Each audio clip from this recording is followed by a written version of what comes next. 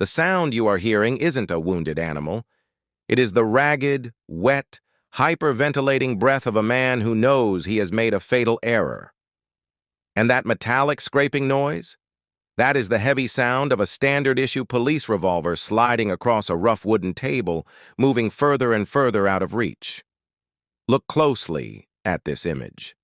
This is Officer Sean O'Malley, NYPD. A man who carries the full weight of the law on his hip. A man who can end a citizen's life with a signature on a report. But right now, the law doesn't exist.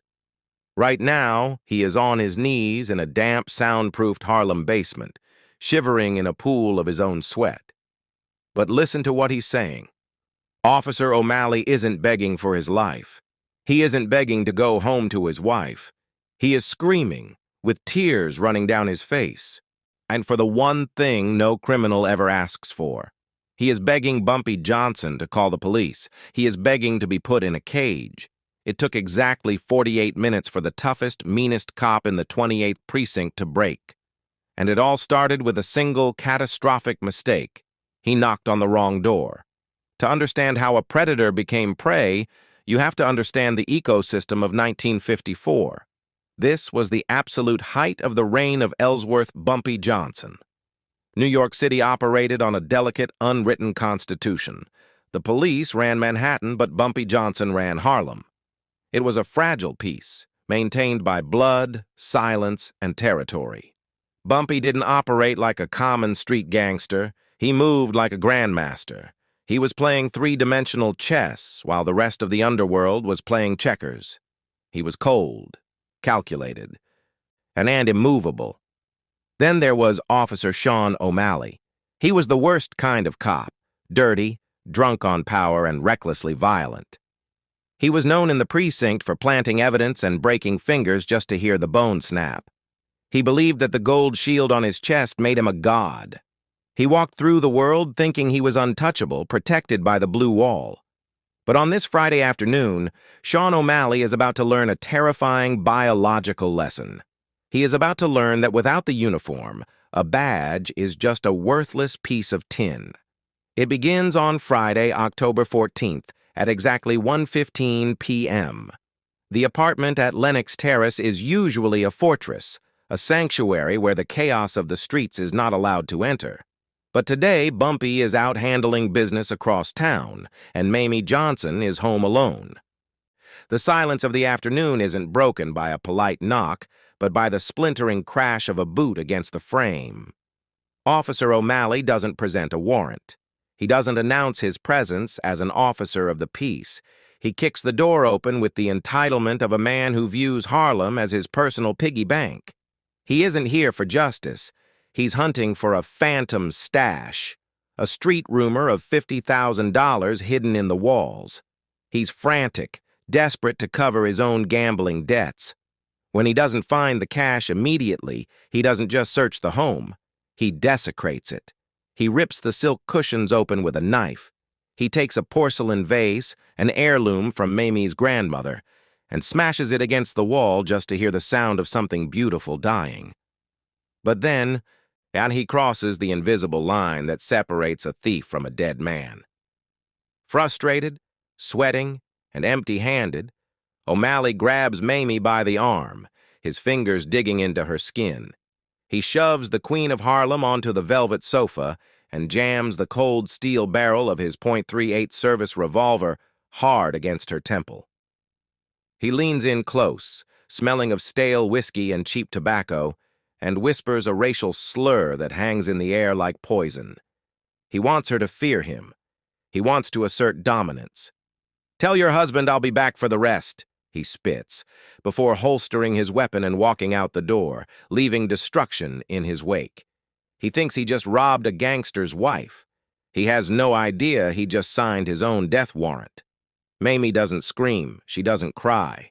She walks to the telephone table, picks up the receiver, and dials a number that doesn't ring at the police station. It rings at the back office of the homicide club. When Bumpy answers, she doesn't mention the broken vase or the torn money. She speaks two words that stop time itself. "He touched me." At 1:42 p.m., the receiver clicks back into the cradle. In any other story, this is the moment the gangster explodes. This is where he flips the heavy oak table, screams until his veins bulge, and sends a legion of men to burn the city to the ground. But Bumpy Johnson is not a character in a movie. He is a force of nature, and nature does not scream before it strikes. Bumpy sits in the back booth of the Garden of Joy, staring at a lukewarm cup of coffee.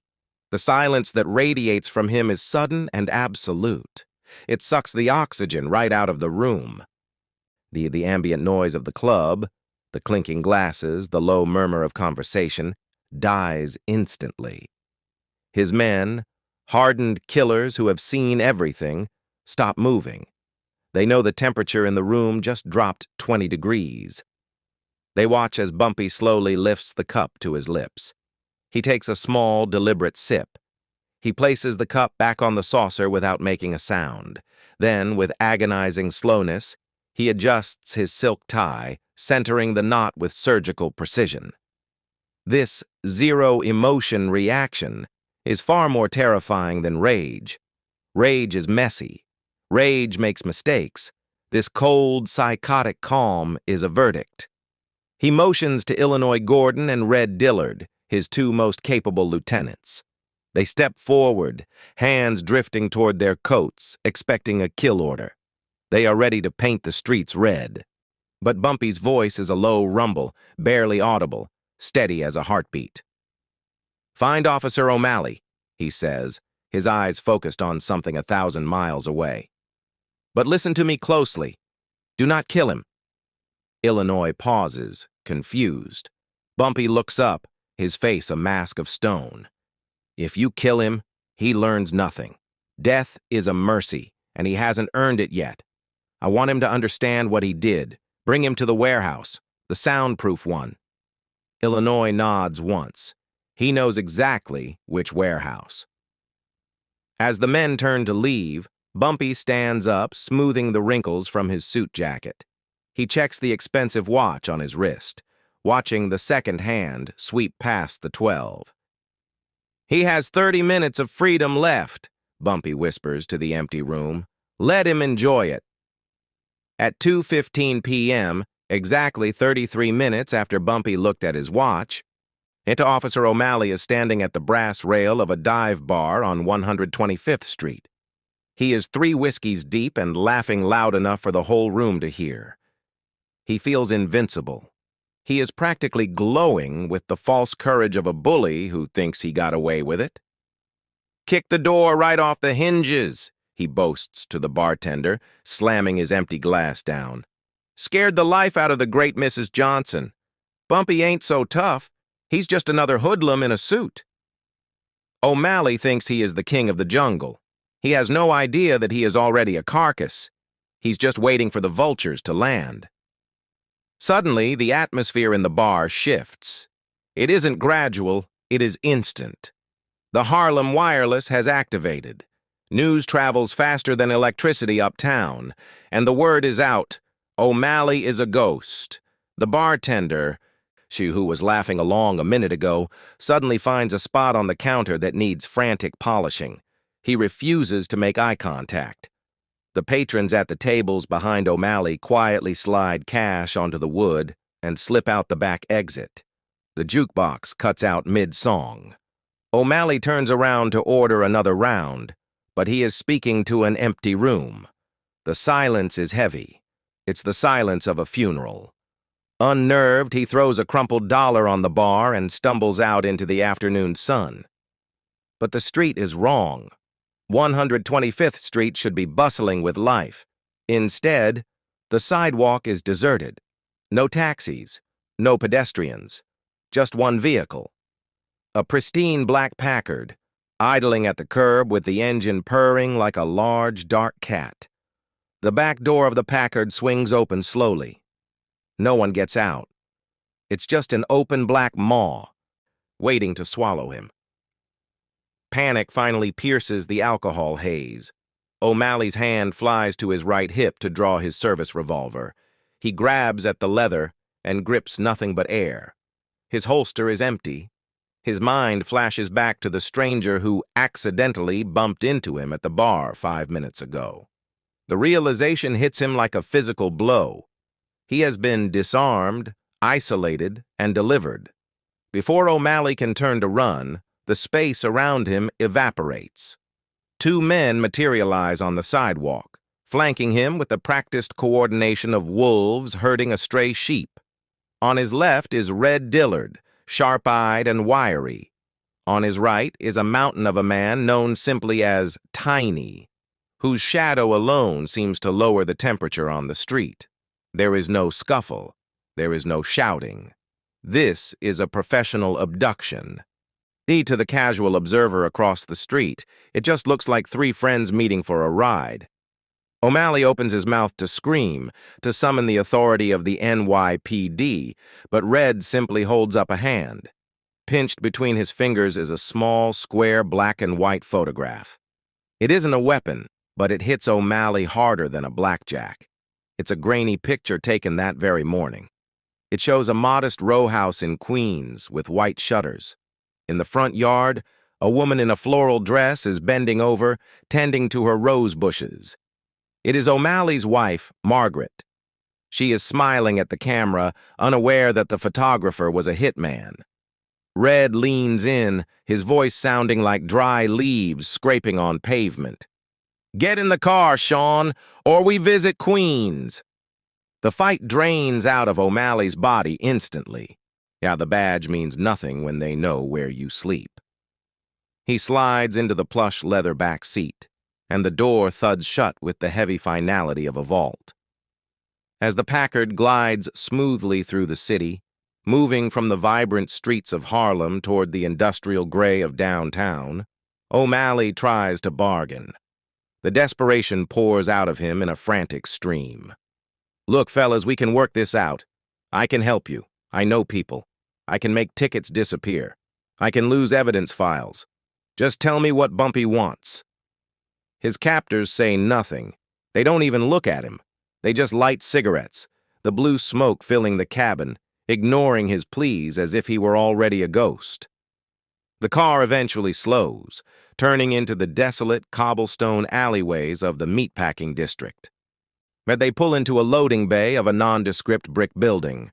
Behind them, a heavy corrugated steel door rattles down, slamming against the concrete with a thunderous, echoing boom. The sunlight is severed. The noise of the city is gone. The world of law and order has been locked outside, and Officer O'Malley is now entirely in the dark. The darkness of the loading bay gives way to a harsh, blinding yellow light.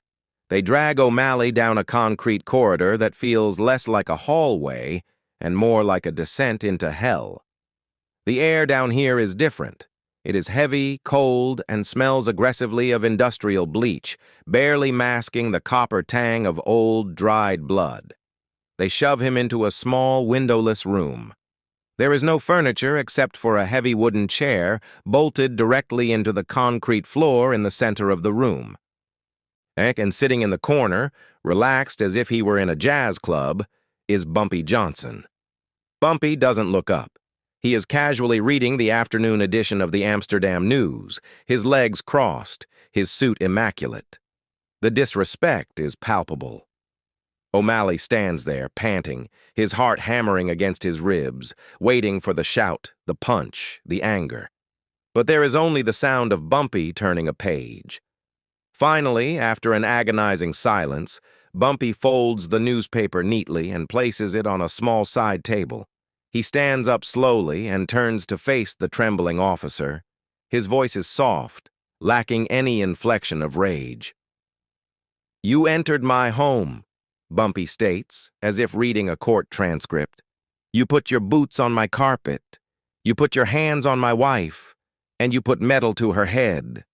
O'Malley, sensing the inevitable violence, he tries to summon the last shred of his crumbling authority. He puffs his chest out, his voice cracking. "I'm a police officer. You can't touch me. If I don't check in for roll call, every badge in the 5 boroughs will come down on this place. They'll tear Harlem apart to find me." The room goes silent. Bumpy smiles, a cold, lifeless expression that doesn't reach his eyes. "I know," he whispers, stepping into the circle of light. "That's exactly why we have to be quick." "Take it off!" The command isn't shouted. It's a whisper that cuts through the bleach fumes. At a nod from Bumpy, Red Dillard moves in. This isn't just about removing clothes. It is the systematic dismantling of a man's identity. The heavy police belt hits the floor. The jacket is stripped away.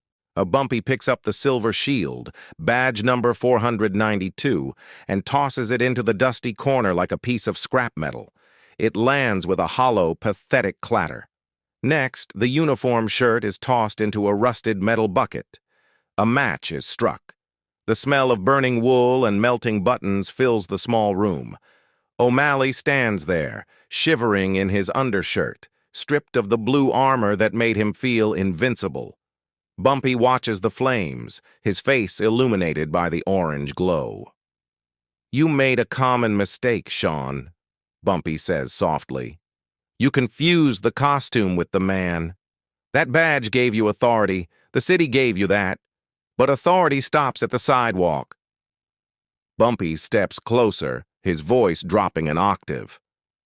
"Down here, the city can't see you. Without that wool and that brass, you aren't a god. You're just a soft, if frightened man in his underwear standing in a basement with the husband of the woman you threatened." Then Bumpy makes his move. He pulls O'Malley's heavy service revolver from his own pocket and slides it across the wooden table. It spins, coming to a rest exactly within O'Malley's reach, just like in the picture. "I'm a fair man," Bumpy lies. "Pick it up. If you can lift that gun and put a bullet in my chest before my men put one in your head, you walk out that door. You go home to Margaret." O'Malley stares at the black steel. It's inches away. His hand twitches. His fingers curl. For a split second, he thinks about it. But then he looks up at Bumpy's eyes. Dead, calm, waiting. He looks at Red in the shadows. He realizes the truth. This isn't a duel. It's an excuse to execute him. He doesn't reach for the weapon. Instead, his knees buckle, and he collapses to the floor, sobbing. Bumpy watches the man weep on the cold concrete for a moment, unimpressed. He snaps his fingers. From the shadows behind the boiler, a third man steps forward. He isn't wearing a suit, and he isn't carrying a gun. He is wearing a butcher's apron over a pristine white shirt, and he is carrying a leather medical bag. Bumpy doesn't introduce him as a hitman. He introduces him simply as the doctor. The doctor kneels beside the sobbing officer, opening his kit to reveal a row of surgical steel instruments glittering under the single bulb. He doesn't strike O'Malley. He gently rolls up the officer's sleeve, exposing the shoulder.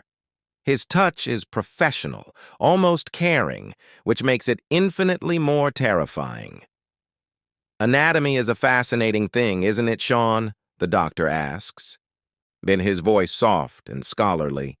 He presses a gloved thumb deep into the soft hollow between O'Malley's collarbone and neck. O'Malley gasps in pain. "Right here," the doctor continues, "is the brachial plexus. It's a complex network of nerves, C5 through T1. It controls everything in your arm." The doctor picks up a scalpel. He doesn't cut. He simply flips it over, using the dull, cold back of the blade to trace a thin line across O'Malley's skin. O'Malley stops breathing. His eyes roll back in terror. "It's simple mathematics," the doctor whispers. "If I compress this point for 60 seconds, your arm goes numb for an hour. But if I make one incision here, just 3 millimeters deep, I sever the connection permanently. The signal stops. Your hand becomes a claw. You'll never hold a fork, a steering wheel, or a revolver ever again." The blade hovers. O'Malley begins to hyperventilate, the air wheezing in and out of his lungs like a broken accordion. He waits for the bite of the steel. He waits to be crippled. But the cut never comes. "No," Bumpy interrupts from the corner. The single word stops the doctor's hand instantly. Bumpy walks over, looking down at the shivering heap of a man. That's too easy. Pain fades, nerves heal. He likes to lock people up, doesn't he? He likes to use cages. So, let's give him a cage. Tiny steps away from the wall and grabs the corner of a heavy, oil-stained canvas tarp draped over a tall object in the darkest corner of the room. With a single jerk, he pulls it free, revealing Bumpy's idea of justice. It isn't a cage with bars. It is a crude, vertical wooden box, and standing about 6.5 feet tall and barely 20 inches wide. It looks like a coffin that has been forced to stand at attention. The wood is rough-hewn pine, splintered and thick. There are no windows. There is no ventilation. There is only a heavy door with a rusted iron latch. We call this the standing coffin, Bumpy says, walking over to the box and running his hand along the grain. You spent 10 years putting Harlem boys in 6x8 cells. You let them rot. But down here, we don't have that kind of space to waste. And frankly, a cell is too much luxury for you. Bumpy opens the door. The inside is terrifyingly small. It works like this, Sean. We put you inside. We lock the door, and we leave. You stay in there for 3 days, 72 hours, in absolute darkness. O'Malley stares at the box, his mind racing. "Ooh, you can't sit down," Bumpy continues, his voice devoid of pity. "There isn't room to squat. There isn't room to turn around. You have to stand. You will stand until your calves burn. Then you will stand until your knees buckle. And when your legs finally fail, when you try to collapse from exhaustion, the walls won't let you fall. They will hold you upright while your muscles tear and your mind snaps." O'Malley looks closer at the interior of the door. He sees them, dozens of deep, frantic grooves gouged into the wood. They aren't tool marks. They are scratch marks from fingernails. Evidence of the last man who tried to claw his way out of the dark. The realization crashes over him. The bullet would have been a kindness. This box is slow, suffocating madness. It is 3:10 p.m. We are exactly 10 minutes past the moment the warehouse door slammed shut. The sight of those desperate, bloody scratch marks on the inside of the pine door shatters whatever sanity Officer O'Malley has left. His legs, which held him up through the intimidation and the stripping, finally give out. He hits the concrete hard, landing exactly in the pose you saw on the thumbnail. He is on his knees, hands clasped together, violently shaking, looking up at the man he tried to rob. And then, the words come pouring out, the impossible plea that defines this entire story. "Call the precinct!" O'Malley screams, his voice shredding in his throat. "Call the captain! Arrest me, please! Charge me with anything! Assault, robbery, attempted murder! Just put me in a real cell! Put me in the tombs! Don't put me in that box!" The confession comes next, vomiting out of him in a desperate torrent. He offers up every secret he has ever kept. "I killed the snitch on 116th Street. I planted the heroin on the kid from the bodega. I took the protection money. I did it all. I'll sign the confession right now. Send me to Sing Sing for the rest of my life. I don't care. Just give me a cell with bars and a light." He is bargaining his freedom for a prison sentence because suddenly a life sentence in a state penitentiary looks like paradise compared to 3 days in Bumpy Johnson's wooden coffin. He is begging to be locked up by the law to escape the justice of the street. Bumpy looks down at the broken man clutching at his trouser leg. He doesn't feel pity. He doesn't feel satisfaction. He just feels the cold necessity of the moment. He gently pulls his leg free from O'Malley's grip. "The police can't hear you down here, Sean," Bumpy says, his voice barely a whisper. "You aren't in New York anymore. You're in my world now." Bumpy signals Tiny and Red. They step forward and grab the officer by his arms. O'Malley's scream is primal, a sound of pure animal terror as his bare feet drag across the concrete toward the open black mouth of the standing box. It is 4 a.m., 2 days later. A heavy fog clings to the steps of the 28th precinct, muffling the sounds of the waking city. The desk sergeant hears a thud outside the main doors like a sack of mail being dropped. When he opens the doors, he doesn't find a corpse. He finds Officer Sean O'Malley.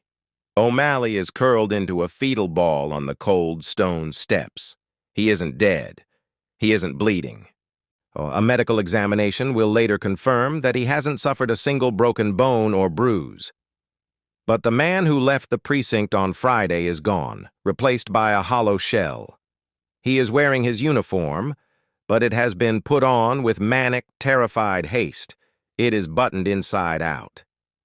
And his gold shield, badge number 492, it isn't pinned to the fabric of his jacket. It is safety pinned directly through the skin of his chest, a bloody medal of his own undoing.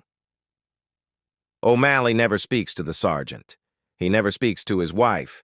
He is committed to the Bellevue psychiatric ward the following morning, diagnosed with severe catatonic shock induced by extreme sensory deprivation. He spends the next 20 years of his life staring at blank walls. The doctors say he is silent, but the night nurses know better.